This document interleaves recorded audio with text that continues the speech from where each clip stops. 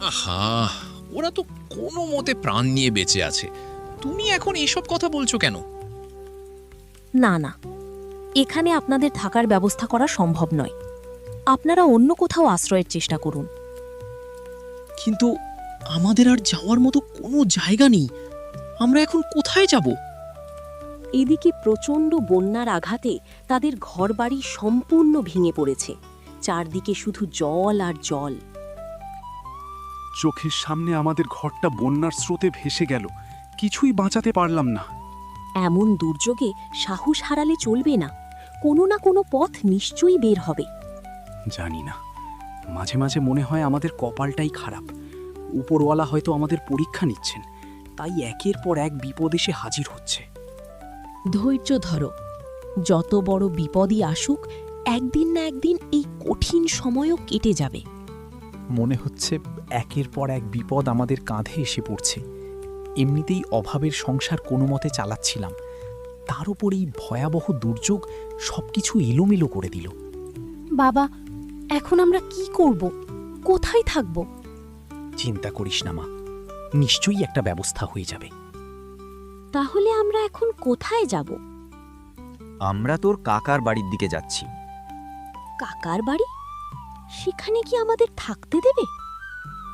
আশা করি দেবে। এই কঠিন সময়ে আপনজনরাই তো পাশে দাঁড়ায়। চলো তাহলে, আর দেরি করা ঠিক হবে না। হ্যাঁ, দ্রুত রওনা দিতে হবে। অন্যদিকে পরিবারের আরেক সদস্য তুলনামূলক সচ্ছল হওয়ায় বন্যার ক্ষতি থেকে অনেকটাই রক্ষা পেয়েছিল।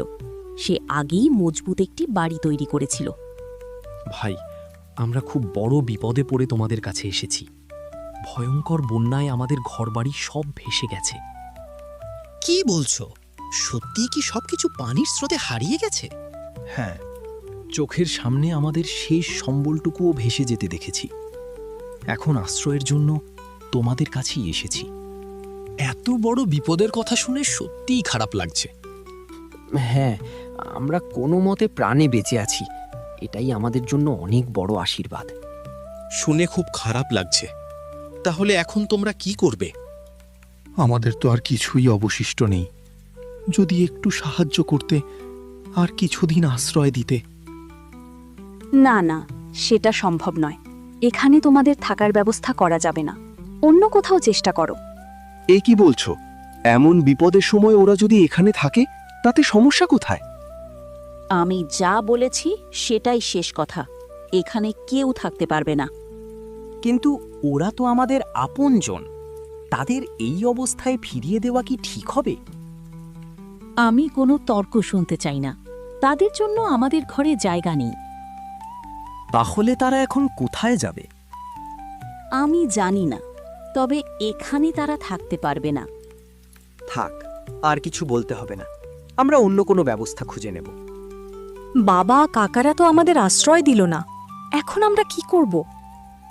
ভয় পাস না মা, যত কঠিন পরিস্থিতিই হোক, আমরা নিশ্চয়ই কোনো না কোনো পথ খুঁজে বের করব। ওপরওয়ালা আমাদের নিরাশ করবেন না।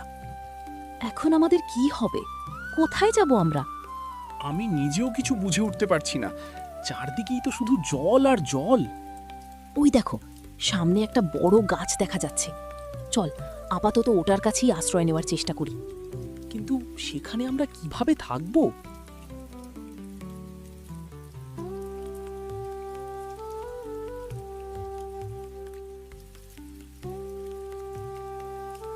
এখন আমাদের সামনে আর কোনো উপায় নেই। বন্যার জল কবে নামবে সেটাও তো বলা যাচ্ছে না।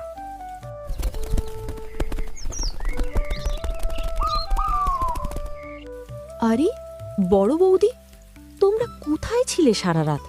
তোমাদের জন্য সবাই খুব চিন্তায় ছিল। কি আর বলবো, পুরো রাতটা আমরা ওই বড় গাছের পাশে ভেলায় বসেই কাটিয়েছি। কোনো নিরাপদ জায়গা খুঁজে পাইনি। কিন্তু তোমার স্বামী আর মেয়েকে তো দেখতে পাচ্ছি না। তারা কোথায় গেছে? ওরা আরেকটা ভেলা নিয়ে ভেসে যাওয়া ঘরবাড়ির খোঁজ দেখতে গেছে। সত্যি, গরিব মানুষের জীবনটা কত কষ্টের। শান্তিতে বাঁচাটাও যেন কঠিন হয়ে যায়।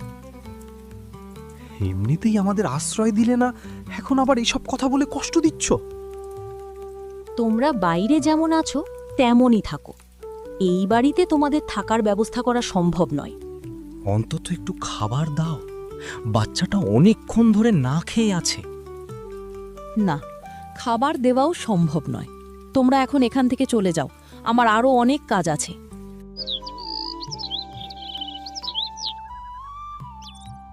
বাবা, আকাশের অবস্থা তো ভালো মনে হচ্ছে না, আবার বৃষ্টি নামতে পারে। হ্যাঁ, মেঘগুলোও খুব কালো হয়ে আছে। আমাদের দ্রুত কোনো নিরাপদ জায়গার খোঁজ করতে হবে। সেটা তো আমিও দেখতে পাচ্ছি। আকাশের অবস্থা দেখে মনে হচ্ছে বড় ধরনের ঝড় আসতে পারে। কিন্তু বাবা, আমাদের তো কোনো ঘর নেই, এবার আমরা কোথায় থাকব?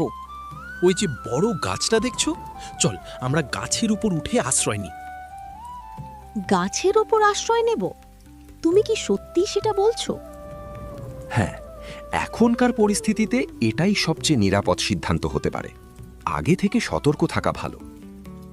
তুমি ঠিকই বলেছ, বিপদের সময় বুদ্ধি করে সিদ্ধান্ত নিতে হয়। চলো সবাই সাবধানে গাছে উঠে বসি, ঝড় থামা পর্যন্ত সেখানেই থাকব। হ্যাঁ, সবাই সতর্ক থেকো, কেউ যেন অসাবধানতাবশত নিচে না পড়ে যায়। এরপর পুরো পরিবার গাছের ওপর আশ্রয় নিল এবং ঝড়ের জন্য অপেক্ষা করতে লাগল। অন্যদিকে প্রবল ঝড় ও বন্যার কারণে তাদের বাড়ির বড় একটা অংশ ভেঙে পড়ে গেল।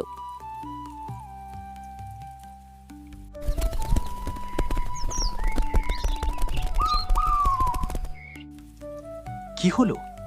এত মজবুত বাড়ি থাকার পরও তো শেষ পর্যন্ত ক্ষতি এড়ানো গেল না।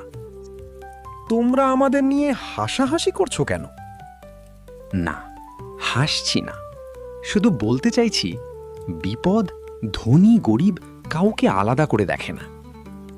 তোমাদের তো এখন থাকারও কোনো জায়গা নেই। গতকাল রাতটা নিশ্চয়ই খুব কষ্টে কেটেছে। কষ্ট হয়েছে ঠিকই, কিন্তু আমরা নিরাপদে ছিলাম, সেটাই সবচেয়ে বড় কথা। সেটা ভালো কথা, তবে বিপদের সময় সবাইকে একে অপরের পাশে দাঁড়ানো উচিত। আর আমাদের কাছে তো ভেলাও আছে, চাইলে গ্রামের এক জায়গা থেকে আরেক জায়গায় যেতে পারি। তোমরা তো এখন ঘরের মধ্যেই আটকে আছো। তুমি কিন্তু একটু বেশি কথা বলছো।